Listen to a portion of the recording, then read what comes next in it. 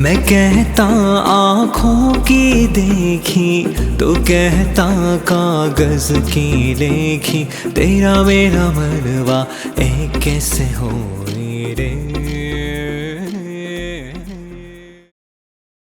ഇന്ന് വെളുപ്പാങ്കാലത്ത് ഒരു 1-1.5 മണിയൊക്കെ ആയപ്പോഴത്തേക്ക് നമ്മുടെ വഖഫ് ഭേദഗതി ബിൽ ലോക്സഭ കടന്നു കേട്ടോ. പല്ല്, നഖം, കണ്ണുരുട്ട് മുതലായവ ഉപയോഗിച്ചുകൊണ്ട് ഇന്ത്യ സഖ്യം ബില്ലിനെ കണ്ടമാനം വിരട്ടാനൊക്കെ ശ്രമിച്ചു. പക്ഷെ അതത്ര അങ്ങ് ഫലിച്ചില്ല. അതുകൊണ്ട് വളരെ രൂക്ഷമായ നിലയിൽ കൊഞ്ഞനം കുത്തി കാണിച്ചു. അവര് ഒറ്റക്കെട്ടായിട്ട് കൊഞ്ഞനം കുത്തി കാണിച്ചു. നമ്മുടെ പഴയ പരിപാടി അതൊക്കെ അവരിന്ന് പുറത്തെടുത്തു. പക്ഷേ അതുകൊണ്ടും പ്രയോജനമുണ്ടായില്ല. അറ്റകൈ പ്രയോഗം എന്ന നിലയിൽ ഇന്ത്യകൾ ഐകകണ്ഠേന ഭരണപക്ഷത്തെ നോക്കി വർഗീയവാദികളെയെന്നും ഫാസിസ്റ്റുകളെയെന്നും ഒക്കെ ഭൂമി പിളരുന്നത് പോലെ വിളിച്ചു കളഞ്ഞു. അതും ഗുണത്തിൽ കൊണ്ടില്ല. എന്നു മാത്രവുമല്ല, വർഗീയവാദികളെന്നും ഫാസിസ്റ്റുകളെന്നുമുള്ള ആ അധിക്ഷേപ വാക്കുകളെ ഒരുമാതിരി പ്രശംസാ വിശേഷണങ്ങൾ പോലെയാണ് സംഘികൾ നേരിട്ട് കളഞ്ഞത്. അതോടെ ഏറ്റവും പ്രഹരശേഷിയുള്ള ആയുധങ്ങൾ തന്നെ ഇന്ത്യ സഖ്യം പുറത്തെടുത്തു. എന്നുവെച്ചാൽ ഈ ഉള്ളി ചുട്ടുപ്രാക്ക്, നെഞ്ചത്തടിച്ചു നിലവിളി, മൂക്കുപിഴിഞ്ഞ് ചന്തിയിൽ തുടയ്ക്കൽ മുതലായിട്ടുള്ള ആയുധങ്ങൾ ഇന്ത്യ സഖ്യം പുറത്തെടുത്തു നോക്കി. ഒട്ടും പ്രയോജനപ്പെട്ടില്ല. മർദ്ദമാടനെ കരിങ്കോഴി ചോര കൊണ്ടും ചുടലഹൂറിയെ കാട്ടുപന്നി കരളൂട്ടിയും പ്രീതിപ്പെടുത്താനുള്ള ശ്രമവും വേണ്ടത്ര വിജയിച്ചില്ല. കൂടോത്രമുട്ട കുഴിച്ചിടാനുള്ള ചുമതല പ്രീണനപക്ഷ നായകനായിട്ടുള്ള രാഹുലിനെയാണ് ഇന്ത്യ സഖ്യം ഏൽപ്പിച്ചിരുന്നത്. തീർച്ചയായിട്ടും വിധിയാമണ്ണം തന്നെ അദ്ദേഹം കൂടോത്രമുട്ട കുഴിച്ചിടുകയും ചെയ്തു. എന്നാൽ മന്ദിരം മാറിപ്പോയത് കൊണ്ട് കൂടോത്രമുട്ട നിർവീര്യമായി പോയി. പഴയ നമ്മുടെ ആ വൃത്താകൃതിയിലുള്ള മന്ദിരം ഉണ്ടായിരുന്നില്ല, അതിനു ചുറ്റുമാണ് നമ്മുടെ ഈ രാഹുൽ കൂടോത്രമുട്ട കുഴിച്ചിട്ട് കളഞ്ഞത്. അതാണ് കളിപ്പായത്. എന്തായാലും വഖഫ് ഭേദഗതി ബിൽ ലോക്സഭയിൽ പാസ്സായി. ഇന്ന് ഉച്ചയോടുകൂടി ഇപ്പോൾ രാജ്യസഭയിൽ എത്തിയ വഖഫ് ബിൽ വളരെ വിജയകരമായി അവിടെ നിന്ന് പുറത്തു വരുമെന്നാണ് പോകാൻ പ്രതീക്ഷിക്കുന്നത്. മനുഷ്യരുടെ സമാധാനം സംരക്ഷിക്കുന്ന ഒരു നിയമമായി അത് നാടാകെ പടരും. സ്വാഭാവികമായും മതത്തെയും മനുഷ്യരുടെ ദൈവവിശ്വാസത്തെയും ഉൽപ്പന്നമാക്കി കാശു കൊയ്യുന്ന മതവ്യാപാരികളുടെ ഭൂകച്ചവടത്തിന് ഒരു പരിധിവരെ പരിഹാരമാകാൻ ഈ നിയമത്തിന് സാധിക്കുമെന്ന് പോകാൻ വളരെ ആത്മാർത്ഥമായി പ്രത്യാശിക്കുന്നുണ്ട്. എന്തായാലും ഒരു കാര്യം അല്പം ആശങ്കയോടെ പൗരസമൂഹം കണ്ടു മനസ്സിലാക്കിക്കൊണ്ട് പരിഹാര ബുദ്ധിയോടുകൂടി ചിന്തിച്ചാൽ ഭാവി കാലത്തെ കൂടുതൽ സുരക്ഷിതമാക്കുന്ന പ്രവൃത്തികളിൽ ഏർപ്പെടാൻ നമുക്ക് സാധിക്കുമെന്ന് പറയുന്ന ഒരു പക്ഷം പോകാനുണ്ട്. അതായത് ഈ വഖഫ് ബില്ലിനെ ലോക്സഭയിൽ അനുകൂലിച്ചത് 288 അംഗങ്ങളാണെങ്കിൽ ബില്ലിനെ എതിർത്തത് 232 പേരാണ്. കൊടും മതമായിട്ടുള്ള നമ്മുടെ വയനാട്ടുമാക്കം പ്രിയങ്ക ഗാന്ധി വളരെ വ്യക്തിപരമായ തിരക്കുകളാൽ വിട്ടുനിന്നു. എങ്കിലും ബില്ലിനെ എതിർക്കുന്നവർക്കൊപ്പമാണല്ലോ അവരും, അല്ലേ? അതിൽ സംശയമൊന്നുമില്ല. അതായത് ഭാരതീയ പൗരന്മാർ പാർലമെന്റിലേക്ക് പറഞ്ഞുവിട്ട 520 അംഗങ്ങളിൽ 288 ആളുകൾ മാത്രമാണ് മാനവിക ചിന്തയും ദേശീയ ബുദ്ധിയും നീതിബോധവും പ്രകടിപ്പിക്കുന്ന നിലയിൽ പ്രവർത്തിച്ചുകൊണ്ടിരിക്കുന്നത്. 232 ആളുകളും പ്രീണനപക്ഷത്തുള്ളവരാണ്. എന്ന് വെച്ചാൽ ഈ മഹാരാജ്യത്തിലെ 30% വരുന്ന ഒട്ടകനാടൻ മതത്തിൽപ്പെട്ടവരെ പ്രീണിപ്പിച്ച് അവരുടെ സംഘടിത വോട്ടുകൾ തട്ടി ന്യൂനപക്ഷങ്ങളുടെ താല്പര്യങ്ങൾ മാത്രം സംരക്ഷിക്കാനായി നമ്മുടെ പാർലമെന്റിൽ പ്രവർത്തിക്കുന്നവരുടെ എണ്ണം 232 ആണ്. 520 അംഗങ്ങളിൽ 232 പേരും ഭാരതീയ ജനസംഖ്യയിൽ 20 മുതൽ 30% വരുന്ന അറബി മത പ്രീണനം ലക്ഷ്യമിട്ട് പ്രവർത്തിക്കുന്നവരാണ് എന്നുള്ള കാര്യം നമ്മൾ കാണാതെ പോവരുത്, മറന്നും പോവരുത്. എന്ന് വെച്ചാൽ ഹിന്ദു, ക്രിസ്ത്യൻ, സിഖ്, ബുദ്ധ, ജൈന മതത്തിൽപ്പെട്ടവരും അതുപോലെ തന്നെ ഈ അമതസ്ഥരായിട്ടുള്ള ആളുകളുമൊക്കെ ഉൾപ്പെടുന്ന ആ 70 മുതൽ 80% വരെ എത്തുന്ന ഭാരതീയപ്പറ്റുള്ള സമൂഹത്തെ പ്രതിനിധീകരിക്കുന്നത് വെറും 288 അംഗങ്ങൾ മാത്രമാണ്. അതാണ് ഓർക്കേണ്ടത്. അതായത് ഇവർ തമ്മിലുള്ള അംഗവ്യത്യാസം എന്നത് വെറും 56 മാത്രമാണ്. 56 പേർ മാത്രമാണ് ഇവർ തമ്മിലുള്ള അകലം എന്ന് പറയുന്നത്. പ്രീണന പക്ഷത്തുള്ളവരും ഭാരതീയ പക്ഷത്തുള്ളവരും തമ്മിലുള്ളത് വെറും 56 അംഗങ്ങളുടെ വ്യത്യാസം മാത്രമേ ഉള്ളൂ. അതായത് 80% പാർലമെന്റിൽ പ്രതിനിധീകരിക്കാൻ 288 അംഗങ്ങളും അതുപോലെ 20% പ്രതിനിധീകരിക്കുന്ന പ്രീണനപക്ഷത്തിന്റെ അംഗസംഖ്യ 232. 56 അംഗങ്ങളുടെ വ്യത്യാസം മാത്രമേ ഉള്ളൂ.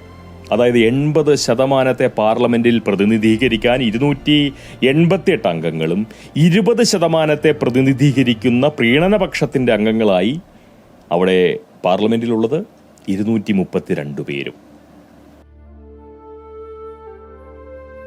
ശതമാനക്കണക്കിൽ പറഞ്ഞു കഴിഞ്ഞാൽ 80% വരുന്ന ഭാരതീയ പറ്റുള്ള മനുഷ്യരെ പാർലമെന്റിൽ പ്രതിനിധീകരിക്കാൻ കണക്ക് നോക്കിക്കഴിഞ്ഞാൽ 288 ഭാഗം 520 ഗുണം 100, അതായത് 55.4% അംഗങ്ങൾ ഉള്ളപ്പോൾ 20% വരുന്ന ഒട്ടകനാടൻ മതസ്ഥരുടെ സംഘടിത ശേഷിയെ പ്രീണിപ്പിക്കുന്ന സഭാംഗങ്ങൾ തീർച്ചയായിട്ടും 44.6% വരും. അങ്ങനെയാണ് കണക്ക് പറയുന്നത്. അപകടകരമായിട്ടുള്ള ഒരു അനുപാതമല്ലേ അതിലുള്ളത്. ഇനി ഹൈന്ദവർ ന്യൂനപക്ഷമായിട്ടുള്ള നമ്മുടെ കേരളത്തിലെ കാര്യം നോക്കാം. ഈ ഹൈന്ദവർ ന്യൂനപക്ഷമാണെന്ന് പോകാൻ വളരെ മനഃപൂർവ്വം പറഞ്ഞതാണ് കേട്ടോ, അത് സത്യമാണ്. കാരണം 2011 കണക്കു പ്രകാരം 27% മുസ്ലിങ്ങളാണ് നമ്മുടെ നാട്ടിലുണ്ടായിരുന്നത്. 2025 അത് തീർച്ചയായിട്ടും ഒരു 36% കുറയാതെ കാണും. അതുപോലെ കമ്മ്യൂണിസ്റ്റുകൾ ഒരു 30% വരും. ഹിന്ദു നാമധാരികളായിട്ടുള്ള കമ്മ്യൂണിസ്റ്റുകളെ ഹിന്ദുക്കളായി കൂട്ടേണ്ട യാതൊരു കാര്യവുമില്ല. അതുപോലെ മുസ്ലിം നാമധാരികളായിട്ടുള്ള കമ്മ്യൂണിസ്റ്റുകളെ കമ്മ്യൂണിസ്റ്റായും കൂട്ടേണ്ട കാര്യമില്ല. ഏത്? അപ്പോൾ കമ്മ്യൂണിസ്റ്റുകളും മുസ്ലിം സമൂഹവും കൂടി ചേരുമ്പോൾ സ്വാഭാവികമായും കേരളീയ ജനസംഖ്യയുടെ 66% അവരായി മാറും. അതവിടെ നിൽക്കട്ടെ. കേരളത്തെ പ്രതിനിധീകരിച്ച് നമ്മുടെ പാർലമെന്റിലുള്ളത് 20 അംഗങ്ങളാണല്ലോ. അതിൽ സുരേഷ് ഗോപി ഒഴിച്ച് ബാക്കി 19 പേരും ഈ വഖഫ് ബില്ലിനെ അനുകൂലിച്ചു. എന്ന് വെച്ചാൽ 20 ലോക്സഭാംഗങ്ങളിൽ 19 പേരും പ്രീണനപക്ഷത്താണുള്ളത്. അതായത് കേരളത്തിലെ 95% ജനപ്രതിനിധികളും പ്രീണനപക്ഷത്തുള്ളവരാണെന്നാണ് കണക്കു പറയുന്നത്. സാമാന്യ ബോധമുള്ളവർ വളരെ അപകടകരമായിട്ടുള്ള ഒരു സ്ഥിതിവിശേഷത്തിലാണ് നമ്മൾ അകപ്പെട്ടിരിക്കുന്നതെന്ന് തീർച്ചയായിട്ടും തിരിച്ചറിയും. എന്നാൽ വിഡ്ഢികൾ വളരെ ഭാഗ്യവാന്മാരാണ്. ലോകമെമ്പാടുമുള്ള വിഡ്ഢികൾ തീർച്ചയായിട്ടും എപ്പോഴും വളരെ ഭാഗ്യം ചെയ്തവരാണ്. അവർക്ക് ഒന്നിനെക്കുറിച്ചും ആശങ്കകൾ ഉണ്ടാവേണ്ട കാര്യമില്ല. ആശങ്കകൾ എപ്പോഴും ആലോചനകളിൽ നിന്നും മറ്റുമൊക്കെ സംഭവിക്കുന്ന കാര്യങ്ങളാണ്. വരും വരായികളെ കുറിച്ച്, അതല്ലെങ്കിൽ നടന്നുകൊണ്ടിരിക്കുന്ന സംഭവങ്ങളെ വിശകലനം ചെയ്ത് അതിൽ നിന്ന് കാര്യങ്ങൾ മനസ്സിലാക്കിയെടുക്കാനുള്ള ബൗദ്ധിക പാകത, ഇതൊക്കെ തീർച്ചയായിട്ടും ഇല്ലാത്തതുകൊണ്ട് വിഡ്ഢികൾക്ക് എപ്പോഴും സമാധാനമായിട്ട് ജീവിക്കാൻ പറ്റും. അതുകൊണ്ട് തന്നെ കേരളീയ പ്രബുദ്ധർ വഖഫ് ബില്ലിനെ അനുകൂലിച്ച 19 ജനപ്രതിനിധികളെയും ആഘോഷിച്ച് അവശരാകും. അതുപോലെ തന്നെ സുരേഷ് ഗോപിയെ അധിക്ഷേപിച്ച് അവർ തളരുകയും ചെയ്യും. ഇനിയിപ്പോൾ അങ്ങനെ കേൾക്കുന്നവരിൽ ആരൊക്കെ പ്രീണനപക്ഷപാതികളായി വരുമെന്ന് ആർക്കെങ്കിലും അറിയാൻ താല്പര്യമുണ്ട് എന്നുണ്ടെങ്കിൽ അത് കണ്ടുപിടിക്കാൻ, മനസ്സിലാക്കാൻ തീർച്ചയായിട്ടും ഒരു എളുപ്പവിദ്യയുണ്ട്. ഈ വഖഫ് ഭേദഗതി ബില്ലിനെ കുറിച്ച് കൃത്യമായി അറിയണമെന്നൊന്നുമില്ല, അല്ലെങ്കിൽ അറിയാൻ ശ്രമിച്ചിട്ടേ ഉണ്ടാവില്ല. എങ്കിലും അതിശക്തമായി എതിർക്കപ്പെടേണ്ട ഒന്നാണ് ഈ വഖഫ് ഭേദഗതി ബില്ലെന്ന വിശ്വാസം നിങ്ങൾക്കുണ്ട് എങ്കിൽ സംശയിക്കാൻ ഒന്നുമില്ല, നിങ്ങളൊരു പ്രീണനപക്ഷപാതി തന്നെയാണ്. ഒരു വ്യാജ മതേതരനാണ്. നിങ്ങൾ ഭീരുവായിട്ടുള്ള സ്വാർത്ഥനാണ്. ആശങ്ക കൂടാതെ ജീവിക്കാൻ കഴിയുന്ന നിലയിൽ മാത്രമേ നിങ്ങളുടെ മണ്ടയിൽ പ്രകൃതി ബുദ്ധി നിക്ഷേപം നടത്തിയിട്ടുമുള്ളൂ. അതുകൊണ്ട് തന്നെ ഉഗ്രപ്രബുദ്ധരായും ഘോര മതേതരരായും തിരിച്ചറിവുകളുടെ ചാണകമണം കൂടാതെയും നിങ്ങൾക്ക് ഈ ഹരിത കേരളത്തിൽ വളരെ സമാധാനത്തോടുകൂടി കഴിഞ്ഞുകൂടാം. എന്നാൽ ഈ വഖഫ് ഭേദഗതി ബില്ലിനെ അനുകൂലിക്കുന്നവരാണോ നിങ്ങൾ? എങ്കിൽ തീർച്ചയായിട്ടും നിങ്ങളെ ഓർത്ത് പൊങ്ങൻ ആത്മാർത്ഥമായി ദുഃഖിക്കുന്നുണ്ട്. കാരണം മാനവിക ബുദ്ധി, ദേശീയ ബോധം, ന്യായവാസന, നീതിചിന്ത, ധർമ്മനിഷ്ഠ എന്നിവയൊക്കെ നിങ്ങളുടെ മണ്ടയിൽ പ്രകൃതി നിർലോഭം നിക്ഷേപിച്ചിട്ടുണ്ട്.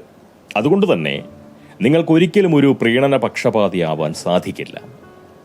സ്വാഭാവികമായും സമാധാനവും സ്വസ്ഥതയും ഈ ഹരിത നവകേരളത്തിൽ നിങ്ങൾക്ക് വിധിച്ചിട്ടുമില്ല. പ്രതിരോധാണുക്കളെ തോൽപ്പിക്കാൻ രോഗാണുക്കളെ കൂട്ടുപിടിക്കുന്ന സ്വാർത്ഥബുദ്ധരായിട്ടുള്ള മഠയരാണ് 95% വരുന്ന പ്രീണന പക്ഷപാതികളായിട്ടുള്ള കേരളീയ ജനപ്രതിനിധികളും അവരെ ആഘോഷിക്കുന്ന മഠയ മലയോളികളും. എൻ്റെ ഭാരതാംബേ, കേരളീയ പ്രബുദ്ധരുടെ മണ്ടയിൽ വെളിവിൻ്റെ പ്രകാശം ചെറിയ അളവിലെങ്കിലും തെളിക്കാനുള്ള സന്മനസ് നീ കാണിക്കണേ.